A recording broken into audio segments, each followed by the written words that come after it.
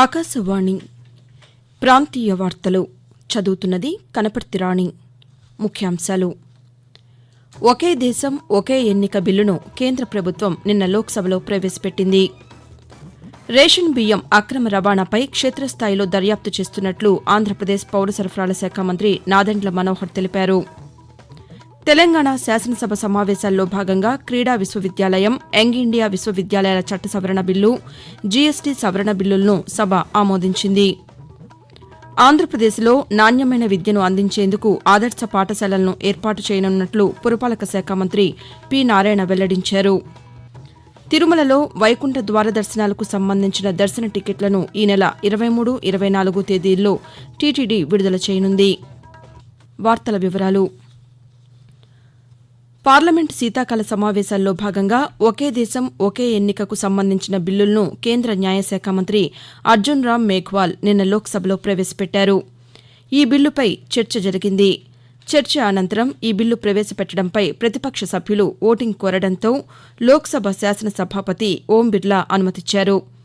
ప్రతిపక్షాల డిమాండ్ మేరకు జరిగిన ఓటింగ్లో బిల్లును ప్రవేశపెట్టేందుకు అనుకూలంగా 269 మంది, వ్యతిరేకంగా 198 మంది సభ్యులు ఓటు వేశారు. దాంతో బిల్లును మంత్రి ప్రవేశపెట్టారు. బిల్లులను తదుపరి పరిశీలన కోసం సంయుక్త పార్లమెంటరీ కమిటీకి పంపాలని ప్రతిపక్షాలు కోరడంతో జేపీసీకి బిల్లును కేంద్ర ప్రభుత్వం పంపింది. కాగా ఈ బిల్లుకు తెలుగుదేశం పార్టీ మద్దతు తెలుపుతుందని కేంద్ర గ్రామీణాభివృద్ది శాఖ సహాయ మంత్రి పెమ్మసాని చంద్రశేఖర్ తెలియజేశారు. రాష్టపతి ద్రౌపది ముర్ము శీతాకాల విడిది కోసం హైదరాబాద్కు చేరుకున్నారు. గత సాయంకాలం హకీంపేట విమానాశయం వద్ద గవర్నర్ జిష్ణుదేవ్ శర్మ, ముఖ్యమంత్రి ఏ. రేవంత్ రెడ్డి, మంత్రి ధనసరి అనసూయ సీతక్క సహా పలువురు అధికారులు రాష్టపతికి స్వాగతం పలికారు. ఈ నెల 21వ తేదీ వరకు సికింద్రాబాద్ బొల్లారంలోని రాష్టపతి నిలయంలో ద్రౌపది ముర్ము బస చేస్తారు. ఈ రోజు రాష్టపతి నిలయంలో జరిగే వివిధ అభివృద్ది పనులకు రాష్టపతి శంకుస్థాపనలు, ప్రారంభోత్సవాలు చేస్తారు. ఈ నెల 20వ తేదీన సికింద్రాబాద్లోని కాలేజ్ ఆఫ్ డిఫెన్స్ మేనేజ్మెంట్లో జరిగే కార్యక్రమంలో పాల్గొంటారు. రాష్టపతి పర్యటనకు తెలంగాణ ప్రభుత్వం విస్తృత ఏర్పాట్లు చేసింది. రేషన్ బియ్యం అక్రమ రవాణాపై క్షేత్రస్థాయిలో దర్యాప్తు చేస్తున్నట్లు ఆంధ్రప్రదేశ్ పౌర సరఫరాల శాఖ మంత్రి నాదెండ్ల మనోహర్ తెలిపారు. గుంటూరు జిల్లా తెనాలిలో మంత్రి నిన్న పాతికేయులతో మాట్లాడుతూ బియ్యం రవాణాపై అన్ని అంశాలు పరిశీలించాకే చర్యలు తీసుకుంటున్నామని పేర్కొంటూ ఎక్కడ కూడా కక్ష సాధింపు లేకుండా ఒక డీటెయిల్ ఇన్వెస్టిగేషన్ చేసి విజిలెన్స్ ద్వారా రిపోర్ట్ తెప్పించుకుని క్షేత్రస్థాయిలో ఉన్న వాస్తవాల్ని పౌర సరఫరాల శాఖ మరియు రెవెన్యూ సిబ్బంది, లీగల్ మెట్రాలజీ డిపార్ట్మెంట్ నుంచి కొలతలు మొత్తం చెక్ చేసుకుని ఎక్కడ కూడా పొరపాటు లేకుండా రికార్డ్స్ అన్ని సీజ్ చేసే విధంగా మేము చర్యలు తీసుకుంటాం. అనవసరంగా ఎవరిపైన కూడా మేము కక్ష సాధింపులు చేయం. కానీ పొరపాటు చేసిన వాళ్ళని మాత్రం ఖచ్చితంగా మేము వదలం. 100% ఒక ప్రక్షాళన కోసం మేము అడుగులేస్తున్నాం. తెలంగాణ శాసనసభ సమావేశాల్లో భాగంగా నిన్న 3 బిల్లులను సభ ఆమోదించింది. క్రీడా విశ్వవిద్యాలయం, యంగ్ ఇండియా ఫిజికల్ ఎడ్యుకేషన్ విశ్వవిద్యాలయాల చట్ట సవరణ బిల్లు, తెలంగాణ జీఎస్టీ సవరణ బిల్లులకు శాసనసభ ఆమోదం తెలిపింది. సభ్యుల నిరసనల మధ్య ఎలాంటి చర్చ లేకుండానే ఈ 3 బిల్లులకు సభ ఆమోదం తెలిపింది. కాగా రాష్ట పర్యాటకంపై స్వల్పకాలిక చర్చ అనంతరం సభను శాసనసభాపతి గడ్డం ప్రసాద్ కుమార్ ఈ రోజుకి వాయిదా వేశారు. పేద విద్యార్థులకు నాణ్యమైన విద్యను అందించేందుకు ఆంధ్రప్రదేశ్ ప్రభుత్వం ఆదర్శ పాఠశాలను ఏర్పాటు చేయనున్నట్లు పురపాలక శాఖ మంత్రి పి. నారాయణ తెలిపారు. నెల్లూరులోని వీఆర్ ఉన్నత పాఠశాలను ఆయన అధికారులతో కలిసి నిన్న పరిశీలించి అక్కడ కల్పించాల్సిన వసతుల గురించి అధికారులతో చర్చించారు. ఈ సందర్భంగా మంత్రి నారాయణ మాట్లాడుతూ ఉత్తరాంధ్ర, రాయలసీమ, విజయవాడ, గుంటూరు, నెల్లూరులో వీటిని నెలకొల్పుతామని అన్నారు. ఒక్కో పాఠశాలలో 2000 మంది విద్యార్థులకు ప్రవేశాలు కల్పిస్తామని తెలియజేస్తూ ఆంధ్రప్రదేశ్లో 4 ప్లేసుల్లో మోడల్గా స్కూల్ స్టార్ట్ చేస్తాం. స్మార్ట్ స్కూల్స్ హై స్టాండర్డ్తో పెడతాం. కార్పొరేట్ స్కూల్స్ కంటే ఇంకా బెటర్గా చేస్తామంటే విద్యాశాఖ మంత్రి నారా లోకేష్ గారు వెంటనే స్టార్ట్ చేయమన్నారు. ఒకటి ఉత్తరాంధ్రలో, ఒకటి రాయలసీమలో, ఒకటి నెల్లూరు, ఒకటి విజయవాడ, గుంటూరు ఆ పరిసర ప్రాంతాల్లో మోడల్గా స్టార్ట్ చేయడానికి అంగీకరించారు. ఆకాశవాణి ప్రాంతీయ వార్తలు వింటున్నారు.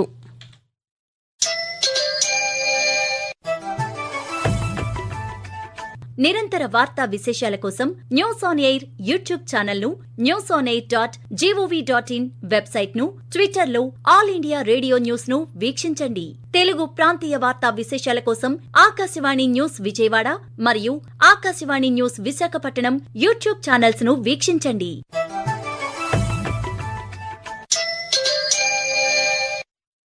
తిరుమలలో వైకుంఠ ద్వార దర్శనాలకు సంబంధించిన దర్శన టికెట్లను ఈ నెల 23, 24 తేదీల్లో విడుదల చేయనున్నట్లు తిరుమల తిరుపతి దేవస్థానం టీటీడీ కార్యనిర్వహణాధికారి జె. శ్యామలారావు వెల్లడించారు.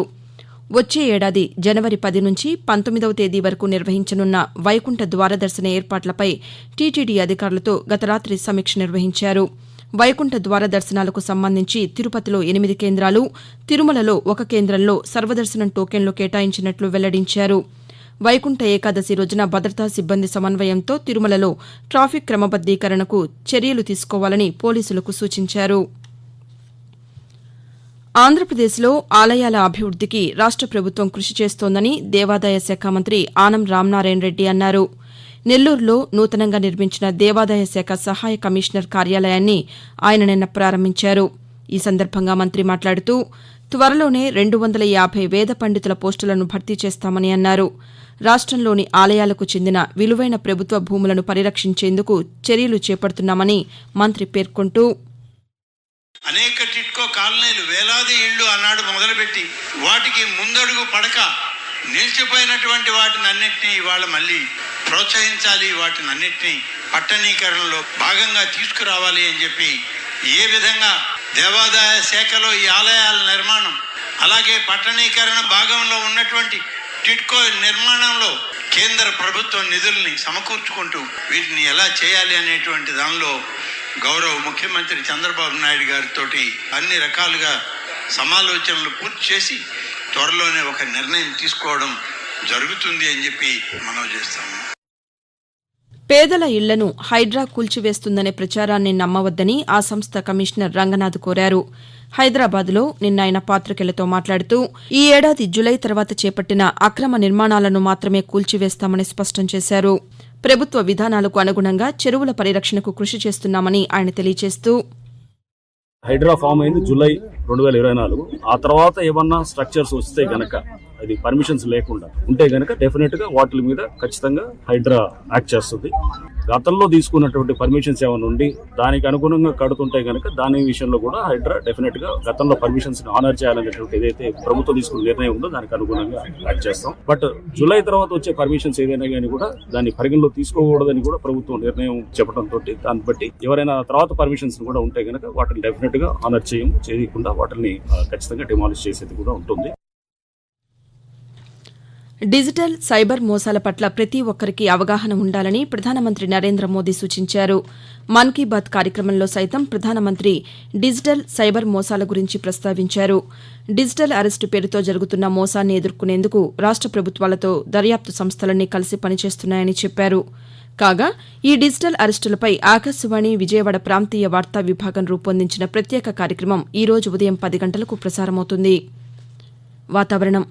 నైరుతి బంగాళాఖాతంలో ఏర్పడిన అల్పపీడనం వాయుగుండంగా మారే అవకాశముందని అమరావతి వాతావరణ కేంద్రం తెలిపింది.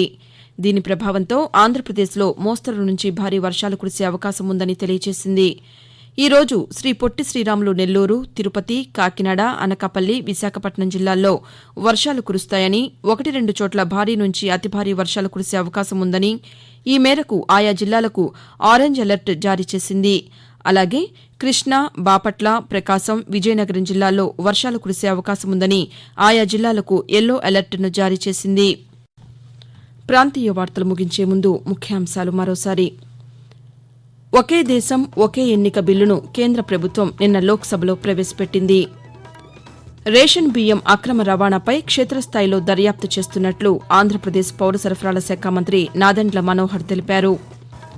తెలంగాణ శాసనసభ సమావేశాల్లో భాగంగా క్రీడా విశ్వవిద్యాలయం, యంగ్ ఇండియా విశ్వవిద్యాలయాల చట్ట సవరణ బిల్లు, జీఎస్టీ సవరణ బిల్లులను సభ ఆమోదించింది. ఆంధ్రప్రదేశ్లో నాణ్యమైన విద్యను అందించేందుకు ఆదర్శ పాఠశాలలను ఏర్పాటు చేయనున్నట్లు పురపాలక శాఖ మంత్రి పి. నారాయణ వెల్లడించారు. తిరుమలలో వైకుంఠ ద్వార దర్శనాలకు సంబంధించిన దర్శన టికెట్లను ఈ నెల 23, 24 తేదీల్లో టీటీడీ విడుదల చేయనుంది. ప్రాంతీయ వార్తలు తిరిగి 1:20 వింటారు.